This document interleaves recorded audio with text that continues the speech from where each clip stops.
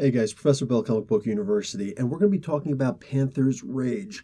This is a storyline that went from Jungle Action issue number 6 through 18. That's 13 issues. That's, make no mistake, 2 years worth of a single story arc. All right. We're gonna discuss as much as we possibly can in this, but I'm only going to be discussing the first issue in this series in exasperating detail, while the rest is just kind of a gloss over. Now, let's first get into the team itself. Right now, we're looking at Don McGregor as the writer for this. He writes the entire thing. Rich Buckler, he's the artist. Klaus Janson, inker. Tom Orzechowski, the letterer, and one of my favorites, Glynis Wayne, on colorist. It's funny. Most of the stories that I wind up looking over, I'm older, so yes, I do like the nostalgia of the older stories. You know, the stories where they had so much creative freedom and the editors were literally in the background going, "Hey." So yeah, I am a little biased in that regard. Also, we have Roy Thomas as the direct editor for this. Which is interesting because Roy Thomas was crucial. He was instrumental in a lot of the Black Panther story prior to this, including, well, let's just get into the idea of, and make sure you check out Erik Killmonger and Man-Ape Explained in a Minute. I've got those two up already. That will be in the description. But on top of that, depending on when you're viewing this, I may have more characters explained in a minute also for the Black Panther, the Wakanda, the world of Wakanda is basically what I'm going to be calling that particular series of explained characters. So you get a better understanding of their comic book origins. So this volume of Jungle Action is volume 2, actually. And volume 1 was a lot like issues 1 through 4, which is just a bunch of, for the most part, really silly stories, all right? Look, Kazar has a bunch of really good stories, okay? Kazar's not in this, but I'm giving reference because we're trying to go from Marvel and on.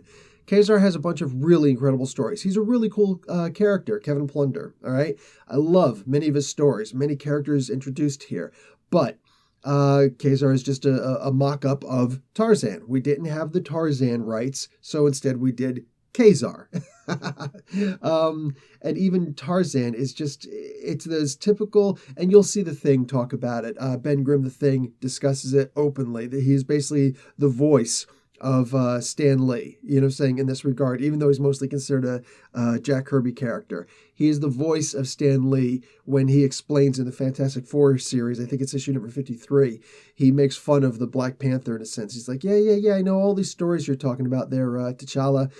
You know, the African nations were great until the Ivory Hunters came and ruined everything. It's in every single jungle story I've ever read. And yes, it is. It really is. And that's all that Jungle Action ever was for volume 1. It was, for the most part, horrible. Just like all of those Jungle Action stories where black guys are just relegated to simple, roles where they're living in huts in the middle of Africa and they've got spears and just, no, man, that's not what this is about. That's not what this is about. So when all of a sudden we get this new story here with Don McGregor writing, what we have is an incredible new story. This is the first real solo run for the Black Panther, for T'Challa, and it's superb, all right? Issue 5 of this story was actually just a reprint of an earlier Avengers. What was that? Avengers number 50? No, Avengers number 62. I had to write that one down. Avengers number 62 was actually a story. It introduced M'Baku, the man-ape, who is actually my favorite of the Black Panther villains. I grew up reading the Avengers and all that good stuff, so I thought it was an amazing story, and it helped to really expand the idea of what Wakanda really was. The Fantastic Four did not do the best job explaining the techno-organic realms of Wakanda, but then all of a sudden, issue number 6 comes out of Jungle Adventure. That's where we start the Panthers Rage storyline, the story arc. I'm calling it a saga. This is absolutely a saga. And what we have is just a new way of showing Wakanda and the people of Wakanda, of giving it a pulse, an actual life flow. you actually, like, talk about like the ebb and the flow of the ocean. Like, that's what this is. And you really feel like Wakanda is alive. Like, it's a real place where you could just say, you know what? I'm done with this. I'm going to Wakanda. And you go out to get a ticket and somebody tells you, no, sorry, I've never heard of this nation. It's horrible. but nonetheless, like, that's how this story makes Wakanda feel. It makes it feel like it's a genuine, real place on Earth, and that you could just pick up and go there. So let's get started on this story, this amazing epic. So we start off with the Black Panther. T'Challa, he's returning home. He's already been a member of the Avengers. He's not necessarily quitting the Avengers, like, forever, but he is quitting his active role on the team while he goes back home and sorts things out. He was on a little walkabout, basically, and he just had to explore his roots. He had to see, what was up with what. He had to, he wanted to try and incorporate Wakanda into the rest of the world. Because, mind you, Wakanda at the time was actually a nation where there was a shield over top of it, where you couldn't see Wakanda until you were going in. Now, as it stands, this is 5 weeks out until the movie comes out. I don't like to usually date my videos, but to give you an idea, we got to see that in the trailers of that movie. That's exactly what they're doing with Wakanda. That has since changed, all right? That's not actually the way that Wakanda is today. It's more open. You can find out about it. You can go and visit, all this good stuff. But here, they're actually returning back to that root. So this movie is heavily reliant upon this story, Panthers Rage. So Wakanda, you couldn't find, if you left Wakanda, there was a good chance that you couldn't find it again without electronic devices and tracking and all these things. There's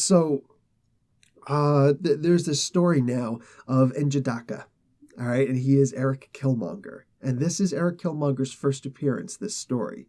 So, Jungle Action, Volume 2, Issue number 6.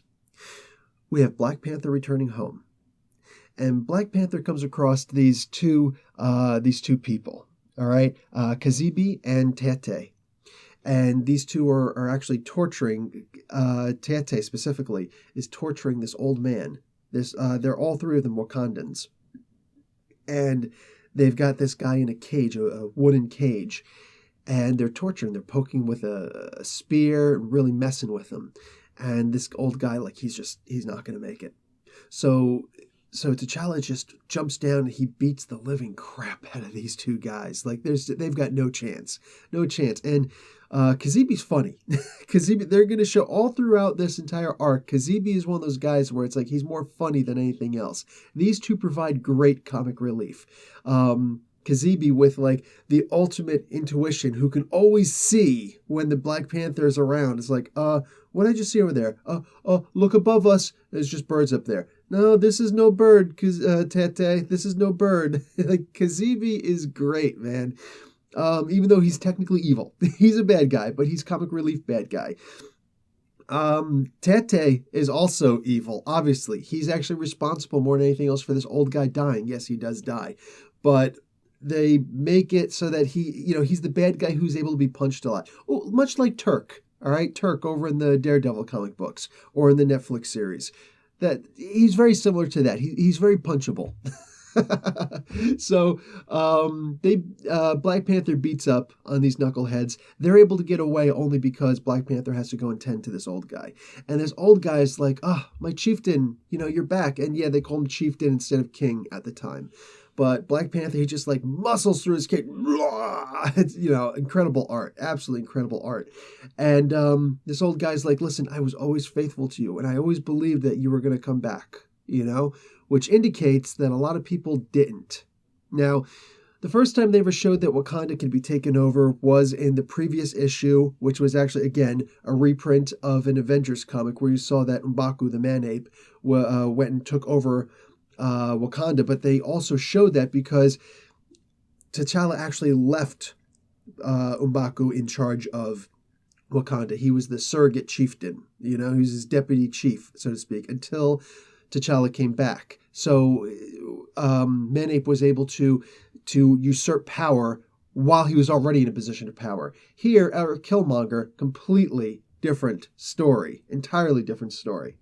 So we get to see that Black Panther goes and brings this poor old guy, this dead old guy, back to the nation.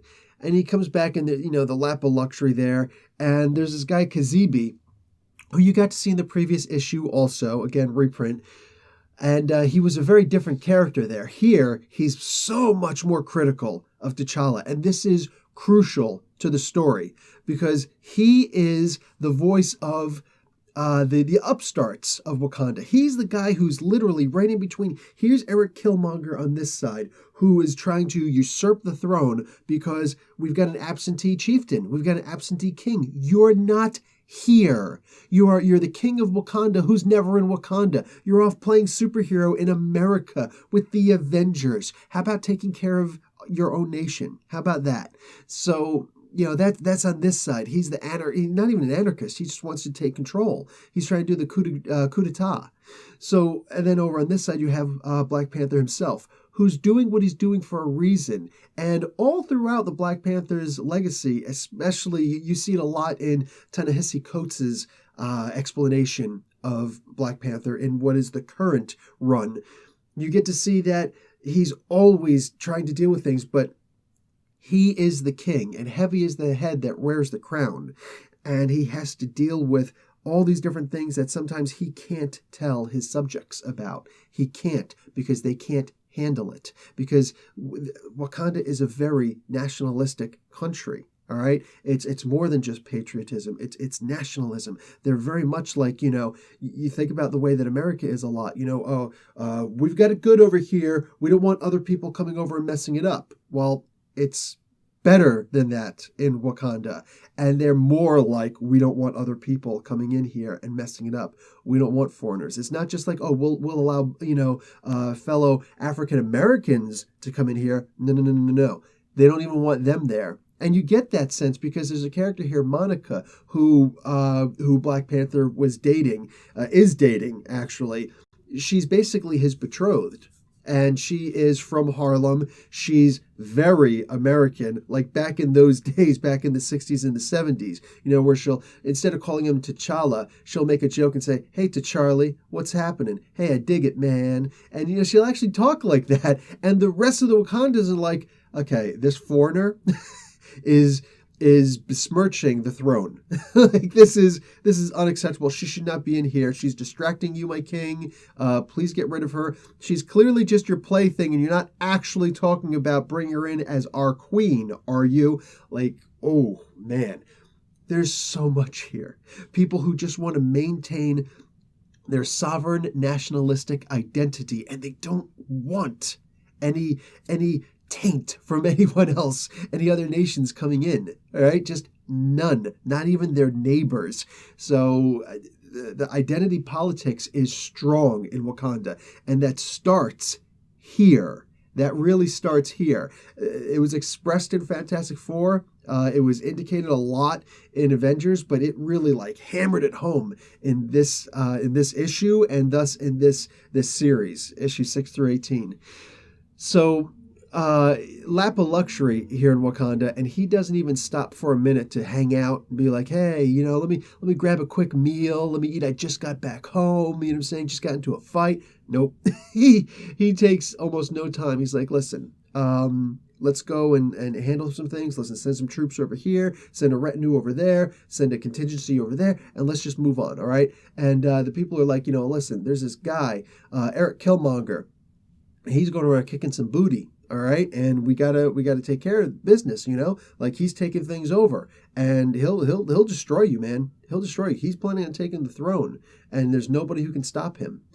And he's like, "Yeah, okay, cool. So let's go and investigate this." So they hear about this village that's been set ablaze, and literally the whole village. There's one survivor, one. So you get to see a lot of intensity in Black Panther's eyes. Like he's infuriated by what's going on. And he goes out of his way to save this guy. And they're further talking up Erik Killmonger. Like, you don't see this guy until a little later. But they're really building the character up a lot like a genuine threat, So they go to, here it is, the first appearance of Warrior Falls. This is a huge landmark. I guess it's supposed to be like a representation of Queen Victoria Falls in a part of Africa that you can see from many different countries in Africa. You can see it in Kenya. You know what I'm saying?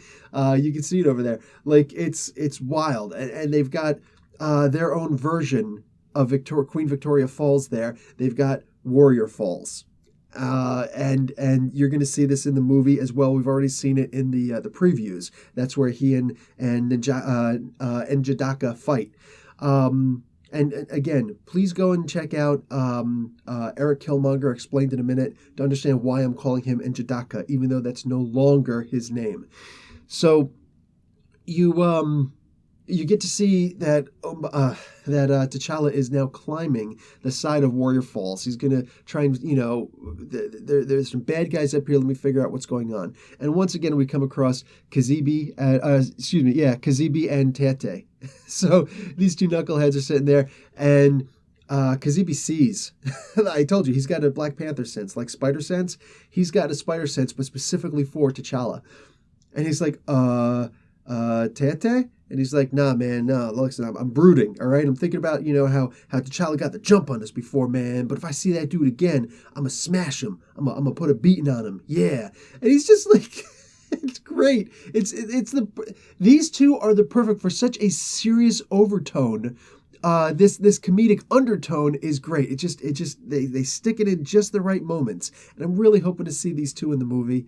I really am. Just that little bit of levity, which we could really use in such a serious, heavy topic, of the nationalistic pride and people trying to take over the throne of the country because, you've been overplaying politics other places, So Black Panther has to, and he literally just very quickly dispatches these two. But while he's in the process of doing that, all of a sudden, and he's saying, where's this Killmonger guy? Well, Killmonger's right there. And these two were just set there as a distraction. So Erik Killmonger jumps up behind him and he pulls off his spiked belt. And he just starts swinging at T'Challa. And like he's destroying trees. That's how powerful this dude is. He's destroying trees as he's swinging it at Black Panther. And Panther's trying to get out of there. He's trying to dodge. He's trying to move out the way. He's like, see me over here? No, I'm over here now. He's going to zig. He's going to zag. And he gets this amazing kick right to the dude's cheese, like right to his cheeser, right to his kisser. Should have knocked the dude's head off, if not at least put him unconscious, Nope. He just sits there and he staggers a little bit and he smiles. He's like, that's all you got? Oh man, you're not even worth my time. Shoot. Pray. So here's his white Jaguar. He's got a white Jaguar, which coincidentally is colored yellow still. But he's got this Jaguar named Prey. 2 Y's to make it, really cool. Preyy. So this is Prey. Sick him. So he does. The Jaguar comes over and attacks T'Challa, and this is something where, like a lot of times you'll see a character, he just, beats up an animal. It's like it's not a big deal at all. Not the case here. Prey is actually, like, he gets the jump on T'Challa. He wasn't expecting him. He didn't sense him. He didn't have time to really sense him. And he jumps on him, and he's right, like, hanging over the edge of the falls. So he's got to worry about slipping and falling down from the top of Warrior Falls. Meanwhile, he's got this gigantic Jaguar on top of him. Like, this is one of the big cats, you know what I'm saying? And it is much stronger than your average human, but just not quite as strong as T'Challa. The thing is, again, he's in a very precarious position. He's right on the edge of the falls. He's about to fall off this precipice. So he reaches up and he's trying to hold open the jaws of this cat. Now, I'm going to also give you this. Today, we know that T'Challa has vibranium weave laced into his costume to help absorb shock and vibration and damage and things like that. If he gets shot, the bullets don't bounce off. They hit, they lose all momentum. T'Challa takes no damage at all. He doesn't even have the slightest bruise to show that he's been shot, and the bullet literally just falls on the ground. All right, doesn't bounce off, just falls on the ground because all its momentum has been stolen, has been absorbed by the vibranium.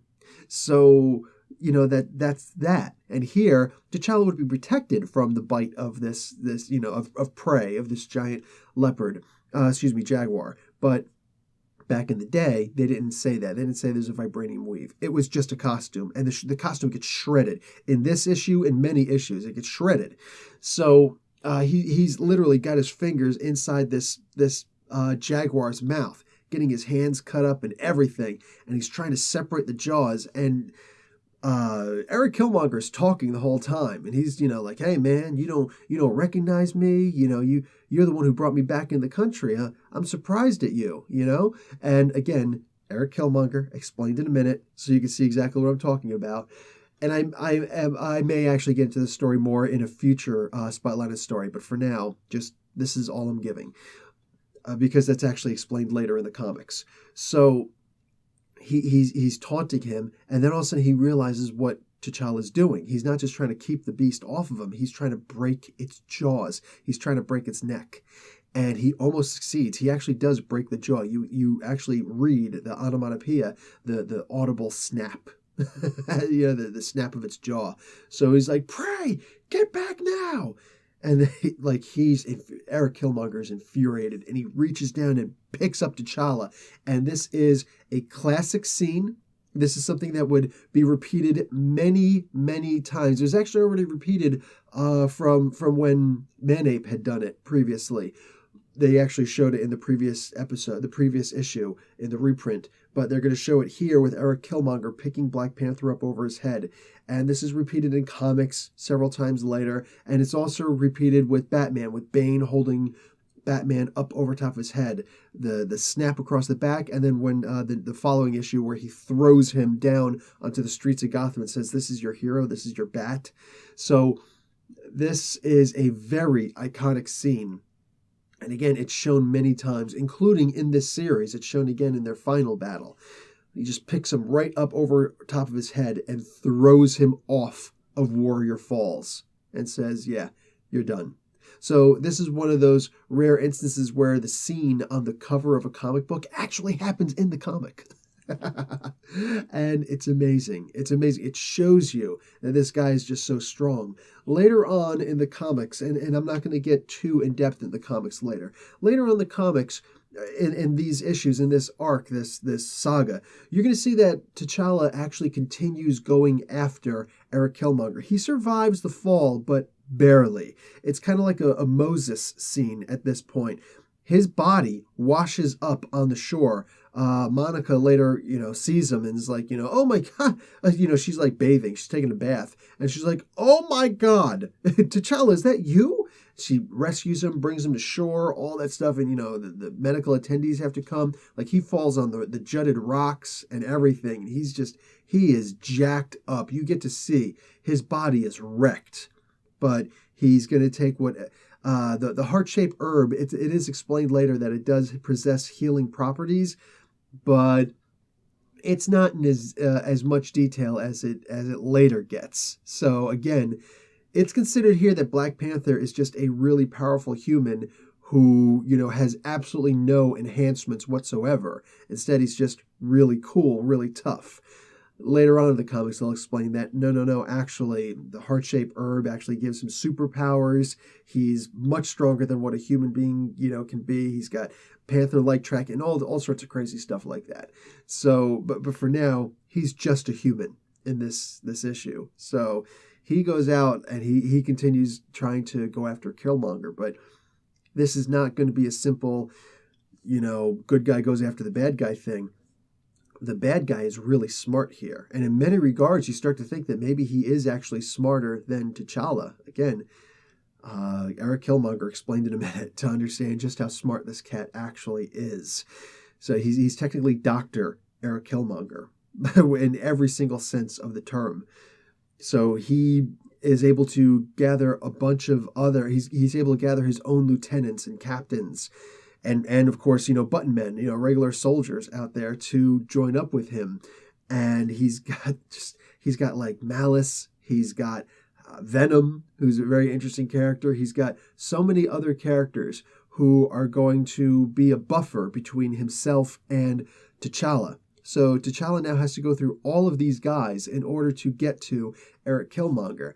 And It's not just a beat 'em up slugfest. This is one of the reasons why I say that this is an epic. It's not just, like levels of a video game where you're going, it's like, oh, here's the next mini boss. No, man. No. Each and every single one of these characters has a legacy, has a story. All right, so even if you were to compare it to a beat 'em up video game, it's less like Double Dragon and more like Mortal Kombat, except that you actually get to see the story, the history of these characters as you're reading them. So every single one of these are major enemies, adversaries towards Black Panther, or at least they could be if they were used again later on. And some of them are. Some of them are. But there's some characters who can't even be beaten physically. There's one time when T'Challa and his retinue are actually about to be killed. They don't stand a chance. You can't punch your way out of this, or T'Challa's case, you can't claw your way out of this. All right? He's about to die. And he doesn't even come up with a solution. So the solution to get out of it is actually talking to the character, to the bad guy, and showing reason, and showing why the error of their ways. Like a friendship actually developed before and solidifies here. And it's absolutely amazing to see how well it's very rare you get to see a comic book where the supporting characters are just as important as the main character. It's just they're not in a costume. You know what I'm saying? Well, at the same time, the story does have its problems, but its main problem is actually just it's dated. It's extremely dated because you look at the characters, you look at the stories, and you look at today when people like Christopher Priest writing for T'Challa, when you see people like Ta-Nehisi Coates writing for T'Challa, you see a very different Wakanda. They're not all just people in loincloths living in grass huts with technology hidden someplace in the jungle, and just, it's not like that, Again, here you get to see amazing landscapes of Wakanda. The chilling mists, for instance. Unbelievable how they come up with some of these ideas. That's incredible. While at the same time, they don't really explore the technology well, but at the same time also, these guys weren't scientists. Saying they weren't particularly, Stan Lee actually explains it how, oh yeah, we would make up scientific things all the time. We had no idea if these things worked or not, if they were real or not. It's not even things that we'd heard of before. We're just like, yeah, make up some really fancy name and something you could do, and then boom, go ahead, go for it, do it. I mean, techno-organic, if you've read the New Mutants comics, and some of the X-Men comics which tie in, you'll know that the techno-organic virus is something that's actually killing, at one point did kill, Cable. Lot of, a lot of things that crossed over later. They just used names and they don't realize that they used it for somebody else and whatever, and who cares? So, the techno-organic culture that is Wakanda, you just think of elves in Dungeons and Dragons, how they built their city into the forest as opposed to taking down the forest to build their city. It's like you could walk through an elven city, you could walk right past an elven city, not even realize it's right over here to your right, because it's that ingrained in the village, as long as, you don't see any kids playing. So, very similar to the way that they do it here in the Wakanda of this generation. But at the same time, it is very dated. Again, like loincloths, spears, T'Challa telling people don't use guns and this kind of technology and things like that. It's forbidden. It's very, by today's standards, it is extremely backwards. Extremely. So I do implore you, when you read this, try to read it with an open mind. I know that if this was written today, racist. Absolutely, unequivocally, no doubt. I would never argue that point. But this was written back when? And it's a completely different time. I know that's a horrible excuse to use, but you could look at the story, and you could look at the issue number 19 and so on, where you get to see Black Panther actually goes against the Ku Klux Klan back in the States, which it's a good story, but at the same time, there's some visuals there which are very, very controversial, and they could not be written today. But at the time, they felt that this was a good story to tell, to show overcoming hatred and things like that. Comic books were always political. When I hear people saying, oh, comic books weren't like this, and they say SJWs and nonsense like that, I take a step back. I laugh, because these are people who claim to have read comics, but they read them with blinders on, if they actually read them at all. So maybe they just haven't read the same comics I have. Comic books have always told a story that have tried to explain social issues and literally took a side, and it was typically always the side that we would say are the side of the good guys. But they were done in a way that by today's standards simply would not. There were no such thing as microaggressions back in the 70s. You know what I'm saying? I kind of wish there was no such thing as microaggressions today. It's kind of silly. But at the same time, I could get how it's also important to address them. So there's that balance right there. You have to know where the fulcrum is, so you know exactly where to situate the players so that you can balance the conversation appropriately, as opposed to just take my side, no take my side.